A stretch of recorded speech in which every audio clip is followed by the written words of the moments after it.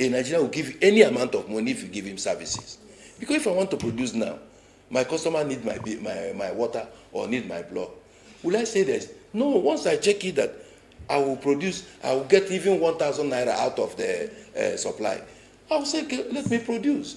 The Nigerian Electricity Regulatory Commission, NEC, recently announced a 230% increase in electricity tariff for Band A consumers, raising the rate from 68 naira per kilowatt per hour to 225 naira per kilowatt.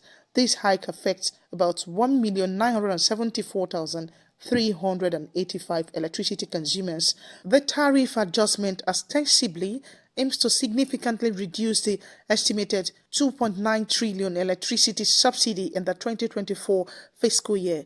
In Rivers State, consumers within Emonha, Rumola, Other George and surrounding areas who are hit by the impact of the tariff hike are concerned about the economic implications for businesses and consumers. They say the government's decision to increase electricity tariff by approximately 230% could strain household and business budgets at those axes. The time is wrong. We actually need the light. There's no light, and we need the prepaid meters. People cannot pay on estimated bill for the 7,000 naira at the end of the month, which is outrageous. I think it's really telling on the people. We really want the government to rescind its decision for now and think of how to ameliorate the people from the suffering. The Band A and Band B people, they are completely two different set of people. If you check their income, some people earn, for instance, in the civil servants, they earn just about 30,000 naira. And if you give them bills that they begin to pay 20,000 or 15,000, how would they feed their families? So to me, the power may be available, but if it's available and nobody is using it, it does not make any economic sense.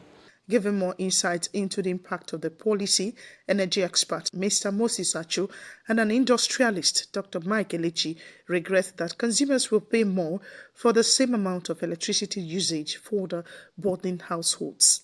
Reviewing this based on the economic side of this, on the citizenry. Now, you have different customers who are also on that same Band A system. That means different capacity to pay. Now, the fact that they are the people who are enjoying 18 hours of light and above, that means they are the prime customers, the prioritized areas, as it were, those who are seeing the light, talking about looking at it in the layman's point of view.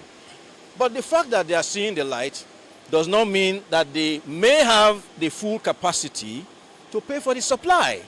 So just like you look at other kind of goods and services out there, there are people, the services are there at this rate, but is it everybody that can afford that rate? So the generality of what I've seen about those in this Band A system is that not many of them can pay for it at this rate, though the light is available at this rate. Yes, I agree. Increase should be done with the services you are providing. You understand? They should also put when they are increasing, if you are providing services, the proportionality of the services you are providing, you can say let there be increase. Yes. You get what I mean? People will also manage it, because Nigerians are not fond of switching off their light when they are going away. That's why we need to have pay-as-you-go meters. What happens in London and other civilized countries? People know that if you leave it, your digit will finish, so you must switch off everything. But that is when power is provided. Stakeholders note that higher production costs may be passed on to consumers through increased prices for goods and services, affecting consumer purchasing power and potentially contributing to inflationary pressures in the economy. In Port Harcourt, Gabriel Amunike, NTA News.